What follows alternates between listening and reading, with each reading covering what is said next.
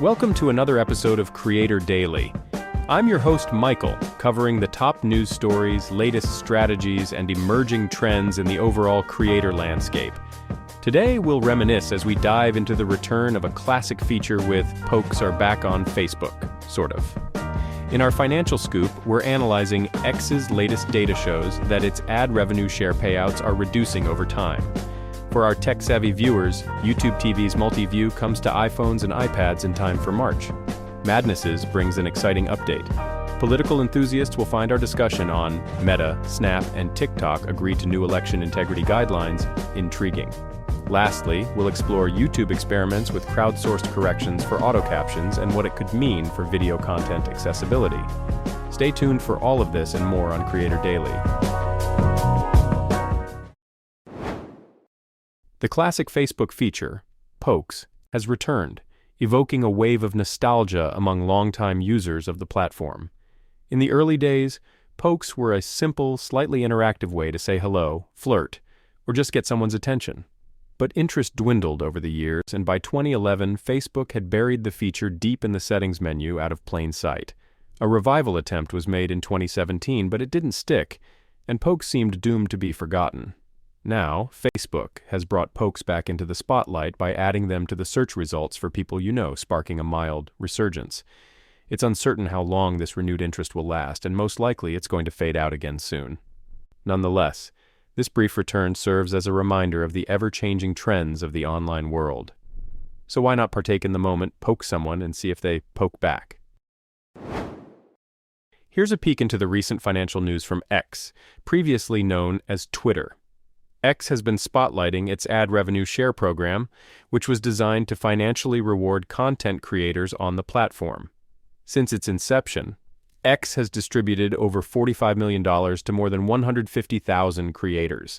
That's quite a headline and certainly sounds like a win for those crafting engaging posts. But hold on, let's dive a little deeper into those numbers. Last June, X began paying creators for ads served in their post replies.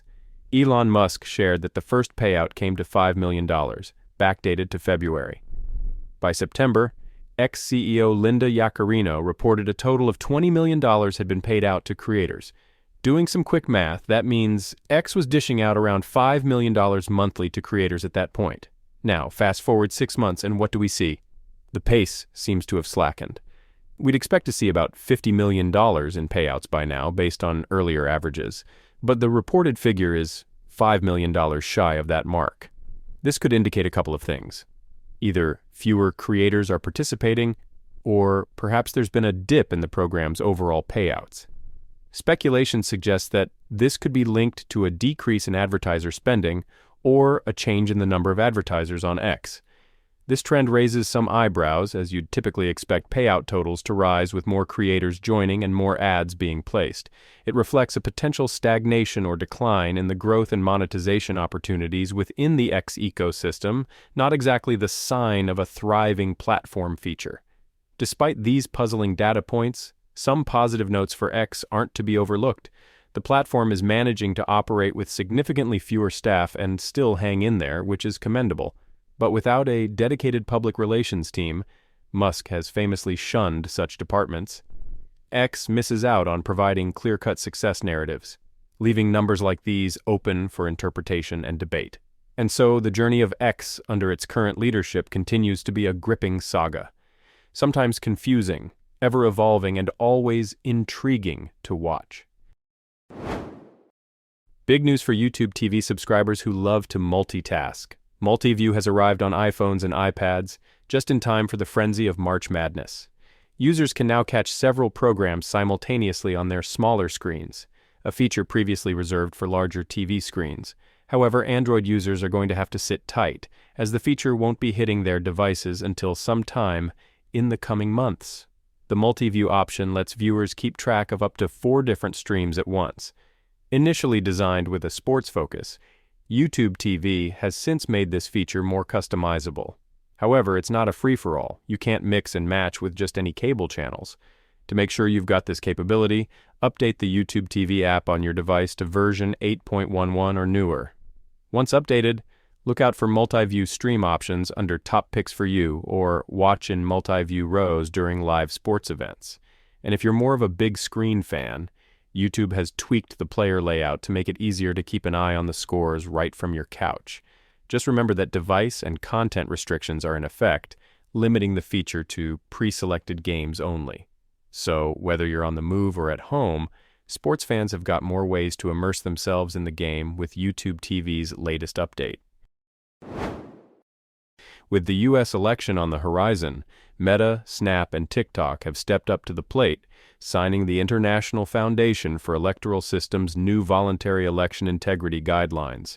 This pact is all about advancing election integrity and ramping up the trust factor in the info ecosystem. It's a big move, with Google and Microsoft also inking their names to the promise.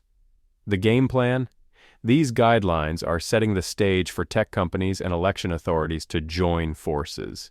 They're all about creating the kind of policies and procedures that'll share election info far and wide, make sure voters, especially in the more vulnerable spots of the world, are getting the right dope. And let's not forget making the communication between the big tech players and election bodies smoother than ever.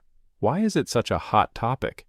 Well, with each region playing by its own info-sharing rules, it's like tech platforms are working a jigsaw that's missing half the pieces when it comes to protecting voters everywhere.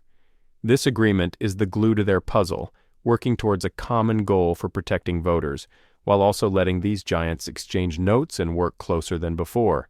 Meta's chipping in, saying these guidelines are just the next step in what they've been working on, and it's going to be a win-win for them and their tech buddies with an election year as packed as a rush-hour subway. And guess what? This all came out of the hat at the 3rd Annual Summit for Democracy in Seoul, where tech use in elections is getting the spotlight.